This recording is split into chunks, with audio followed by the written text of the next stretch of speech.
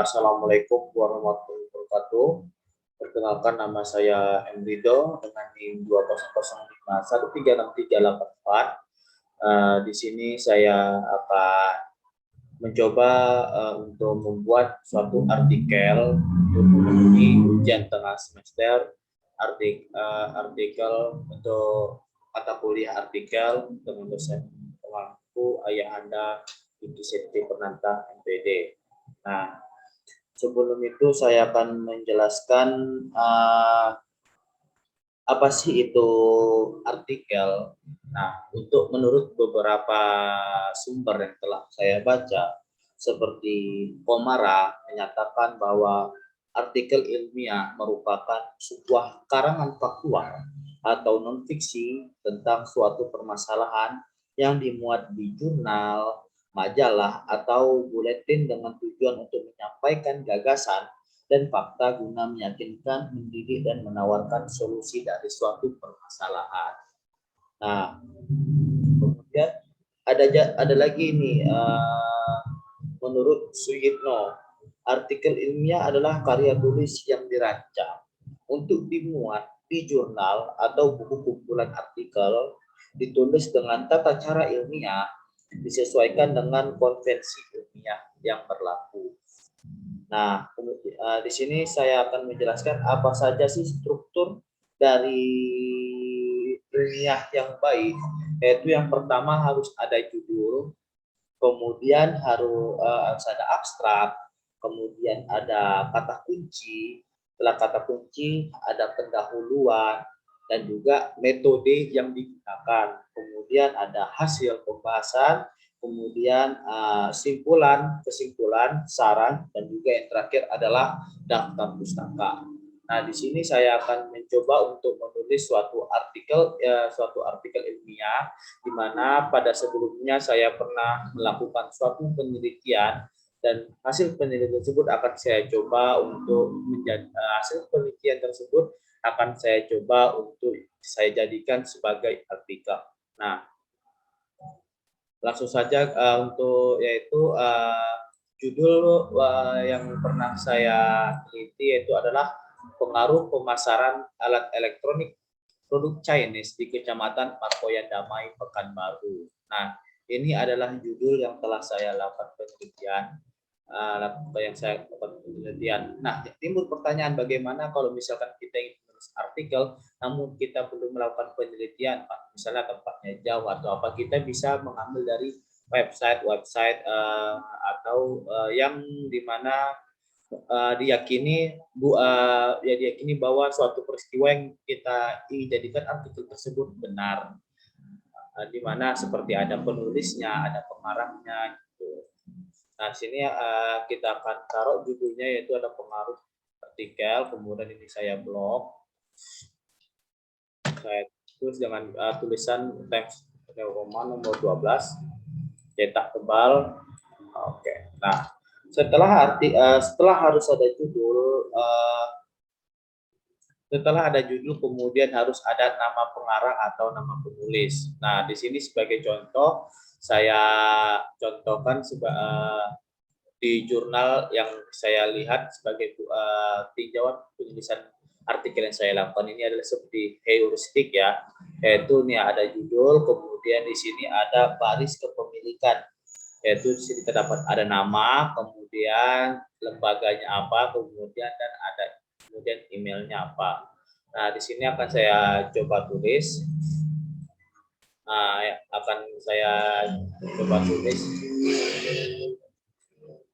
Seperti ini dia.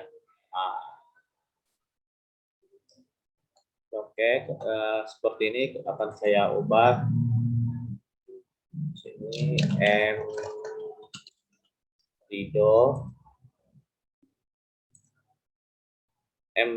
kemudian di sini ada jurusan sejarah, jurusan pendidikan sejarah,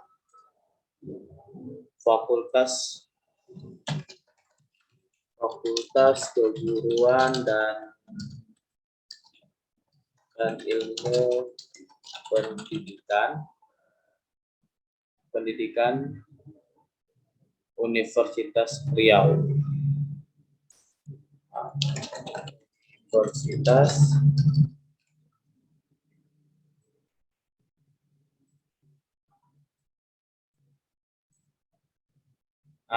kemudian kita tulis email kita, sesuaikan saja seperti yang pernah kalian lihat untuk penulisan artikel yang pernah kalian baca. Kemudian ini ada email.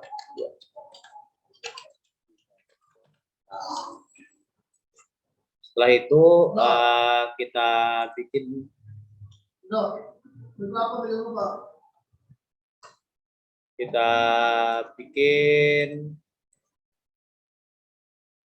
kemudian setelah penulisan kepemilikan, kita bikin lagi yaitu abstrak. Nah, abstrak ini sendiri adalah penyajian singkat keseluruhan artikel dan merupakan bagian artikel kedua yang paling banyak dibaca orang setelah judul.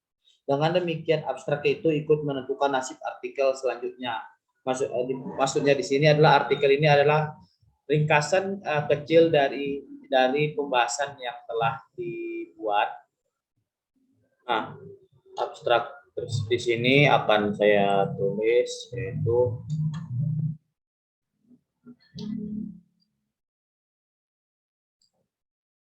penulisan artikel ini bertujuan untuk mengetahui pengaruh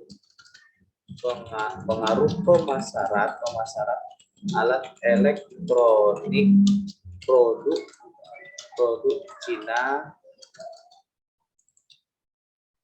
di Kecamatan Marpoyan Damai, Pekanbaru. Nah,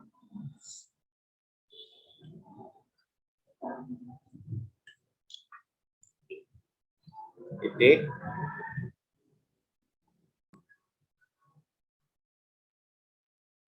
Baik, selanjutnya kita akan membuat abstrak. Di sini saya sudah menulis abstrak. Abstrak itu harus mempunyai yaitu dua bahasa, yaitu ada bahasa Indonesia maupun bahasa Inggris gitu. Sini akan saya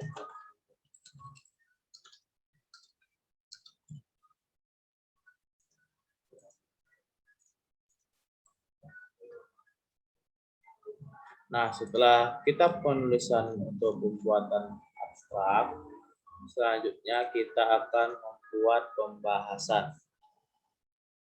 Harus ada sebelumnya setelah abstrak harus ada kata kunci ya, kata kunci dari abstrak tersebut, di mana kata kunci ini pilihan kata yang bermakna dari sebuah dokumen yang didapat untuk mengindeks kandungan isinya gitu.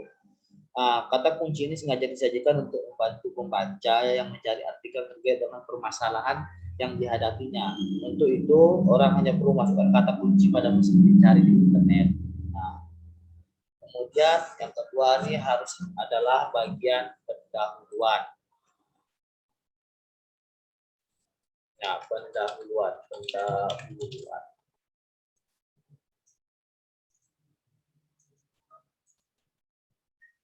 Nah, bagian pendahuluan menguraikan apa saja yang menjadi permasalahan sehubungan dengan penelitian tersebut, sekaligus menyajikan parameter yang digunakan. Kemudian menurut Ahmadi dalam Gufron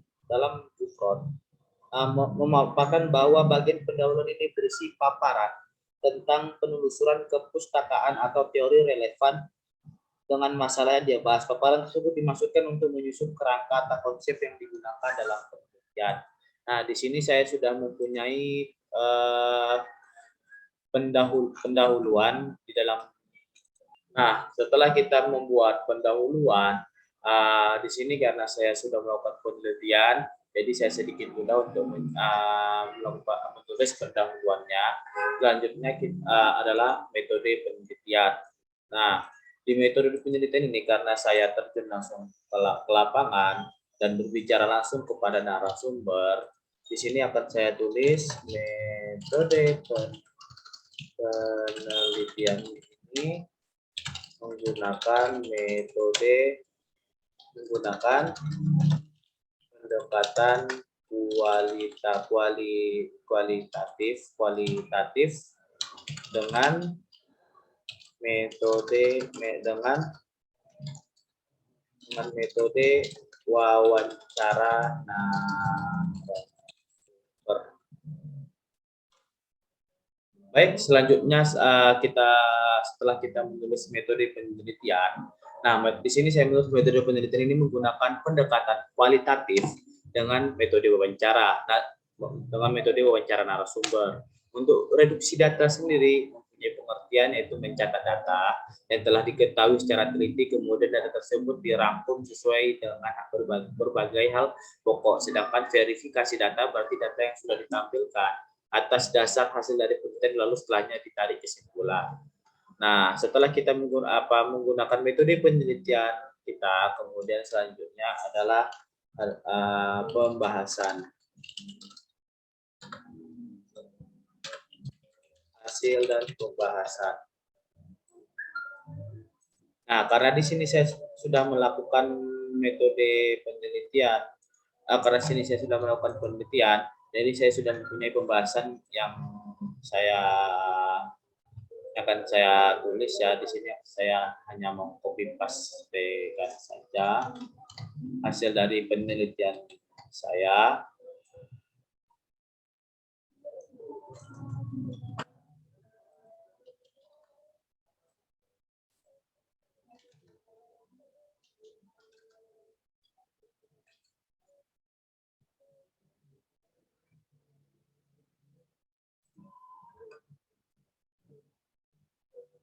Sini akan saya edit sedikit ya.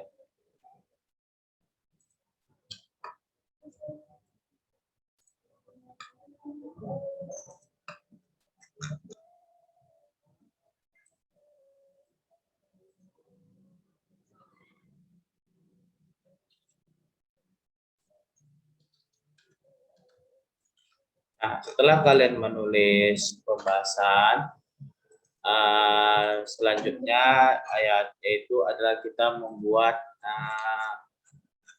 kesimpulan.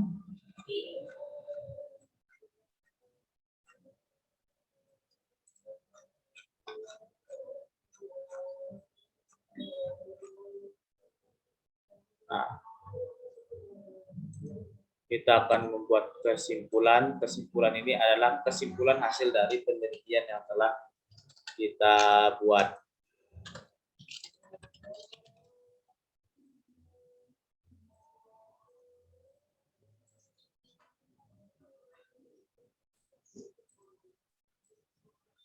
Di sini juga saya sudah membuat kesimpulan. Jadi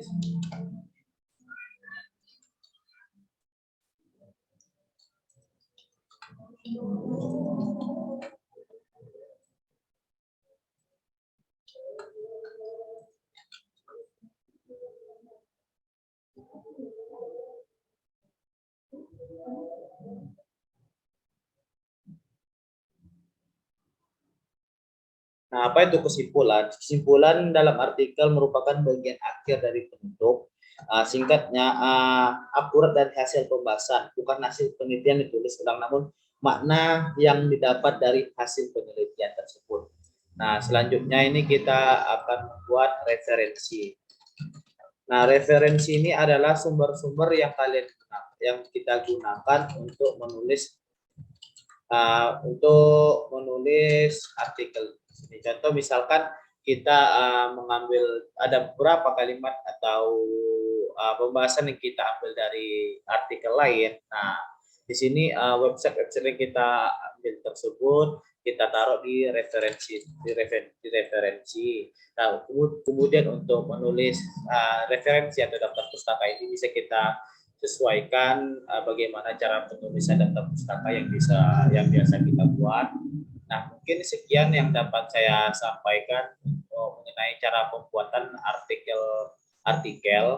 Nah, mohon maaf saya di sini meminta maaf apabila ada kesalahan kata. Saya mohon maaf. Wabillahi taufik wal hidayah. Wassalamualaikum warahmatullahi wabarakatuh.